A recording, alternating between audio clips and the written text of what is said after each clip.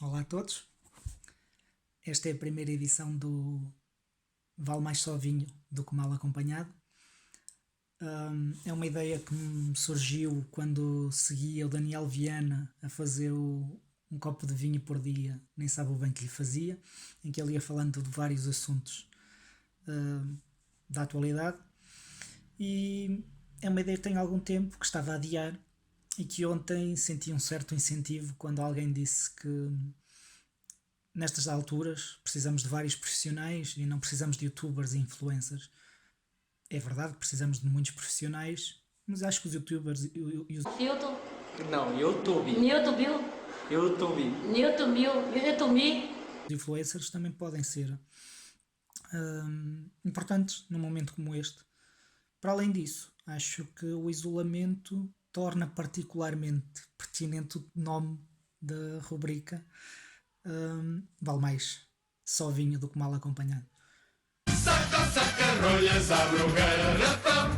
Viver sem vinho não presta. Saca, saca rolhas, abre o garrafão. E vem fazer uma festa. Eu não sei como é que vai correr esta filmagem. Não sei muito bem como é que vai correr a montagem dos vídeos. Vou tentar fazer isto relativamente simples. Não sei se vou conseguir fazer montagens de imagens nos vídeos, fazer a transição entre os takes muito bem feita, mas o objetivo é sobretudo falar um bocadinho, expor algumas ideias, algumas coisas que eu penso e eventualmente talvez faça uma tradução para inglês, em que vou ter que mudar o nome porque o trocadilho do português não funciona, eventualmente um Better Off Alone with Wine.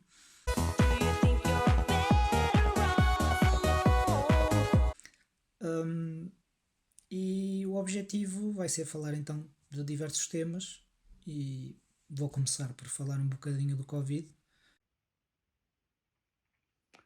A Covid, Patrick, a Covid, outra vez.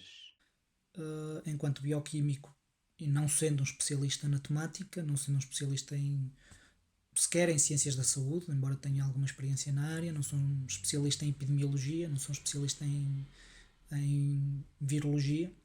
Again, I say maybe you can, maybe you can't. I'm not a doctor, but I'm like a person that has a good, you know what. Mas falar um bocadinho de algumas coisas que têm a ver com esta temática. E vamos então fazer honras ao nome da rúbrica, começando por colocar o meu copinho de vinho e servir este vinho que já existia cá por casa.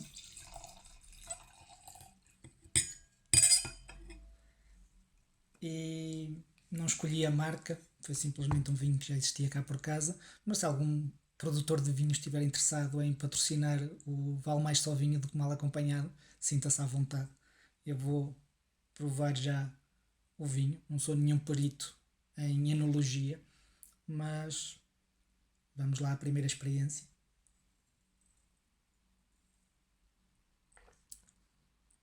Está ótimo. Nossa. E vou então começar a falar convosco sobre o que eu quero falar. Eu tinha pensado em vários assuntos que poderia falar nesta primeira edição do Vale Mais Só Vinho do que Mal Acompanhado, mas já percebi que isto fica com uma extensão maior do que aquilo que eu estava a pensar.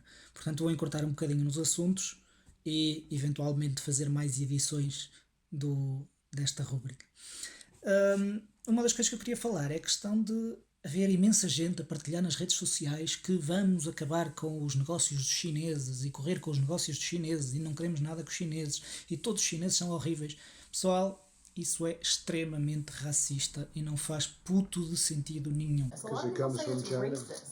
It's not racist at all, no, not at all. It comes from China. That's why. It comes from China. I want to be accurate. Imaginem que um português tinha tomado uma decisão ridícula. É dramática a situação da poluição do Tejo. Não é só a falta de água. Não, são toneladas de peixe. Isto não mostra o que está a acontecer, não só nos rios portugueses, de uma maneira geral, mas em particular no Tejo. Isto não são os espanhóis que atiram o peixe pelo rio. Isto são os peixes que morrem no rio Tejo. Pelas descargas. pelas descargas de poluição, descargas olha, das celuloses, por exemplo. Exatamente. Ou que os políticos portugueses tinham tomado uma decisão ridícula e de repente todo o mundo decidia deixar de fazer turismo em Portugal, todo o mundo decidia deixar de fazer compras de artigos portugueses, toda a gente deixava de vender artigos para Portugal. Para já, nós precisamos de negócios com a China, muito mais do que a China precisa de negócios connosco. E depois, os pequenos negociantes, os grandes negociantes honestos, os grandes negociantes dedicados, e os pequenos negociantes, e os turistas, e as pessoas que se relacionam com pessoas de vários países em trabalho, e os chineses honestos que trabalham em Portugal com as condições sanitárias de Portugal, não têm culpa absolutamente nenhuma de haver mercados onde as condições sanitárias não são aquelas que nós consideramos adequadas na Europa e que nos ajudam a prevenir que surjam surtos como este do coronavírus em países europeus. Mas, posto isto de que acho que é errado culpar todos os chineses pelo que se passou, acho que devemos responsabilizar os políticos ou as pessoas, as autoridades competentes chinesas que decidiram que é possível reunir uma série de animais em condições de limpeza e de controlo sanitário inadequados, havendo cruzamento de doenças entre várias espécies, provocando o desenvolvimento de novas estirpes, nomeadamente de vírus, e fazendo com que este novo tipo de doenças muito perigosas e muito versáteis e muito agressivas surjam, prejudicando toda a humanidade e não apenas os locais restritos da China onde isto acontece. Percebo que na China esta situação surgiu por causa de questões económicas que tinham que ser resolvidas de alguma forma, foi a forma mais fácil de resolver. Eu próprio, enquanto era criança, lembro-me de haver feira de animais na minha terra e as pessoas ficarem bastante descontentes quando deixou de ser possível fazê-la. Se calhar hoje em dia, ou se calhar só hoje, é que estamos a compreender o porquê da feira de animais ter deixado de acontecer em Tarouca.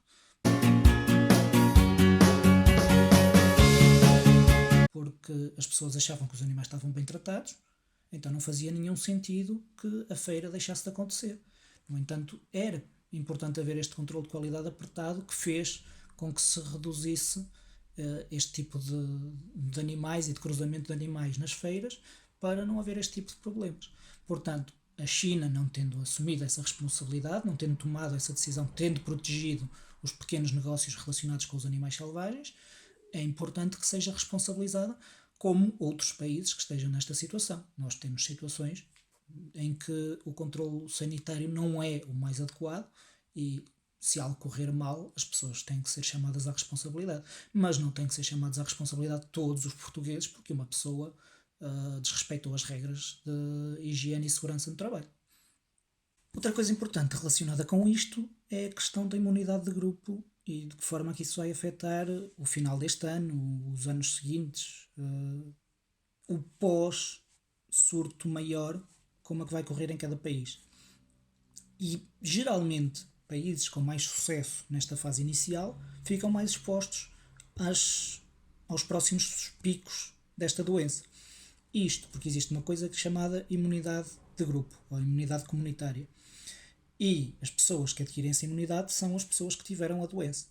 Tenham sido assintomáticos ou não, tenham tido casos graves ou não, as pessoas que tiveram a doença ficam imunes a alguns tipos de doenças. Em relação ao coronavírus, a este em particular, ainda não são conclusivos os resultados que temos, mas parecem indicar que realmente as pessoas adquirem imunidade depois de ter a doença uma primeira vez. Portanto, países que tiveram muito sucesso, ou a nível nacional ou a nível regional, de prevenir a doença, podem ser os mais expostos futuramente. No caso da Coreia do Sul, conseguiu reduzir muito o número de casos, pode ter um surto maior, e sobretudo o caso da China, que conseguiu restringir numa região o principal surto da doença e, portanto, tem as outras regiões um pouco expostas a novos surtos. Nós já percebemos que na Ásia estão a surgir novos pequenos surtos, portanto, é mesmo provável que isto vá acontecer relativamente cedo e é importante, portanto, superarmos bem esta fase, compreendermos que ser lento pode também ser uma vantagem nesse aspecto. Porque se a doença contagiar mais gente, mas sem corrermos o risco de ser toda a gente contagiada ao mesmo tempo, apesar da desvantagem das pessoas terem a doença, temos a vantagem comunitária de provavelmente adquirirmos essa imunidade comunitária, que é uma vantagem em termos de propagação da doença no futuro.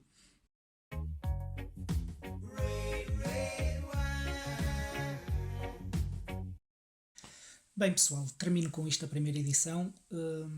Sei que o vídeo não vai ficar com a qualidade que eu desejava, sei que a videomontagem não vai correr de forma tão simples como eu estou ainda a imaginar neste momento, antes de a começar, mas obrigado por estarem aí e não se esqueçam que durante este período de isolamento vale mais só vinho do que mal acompanhado.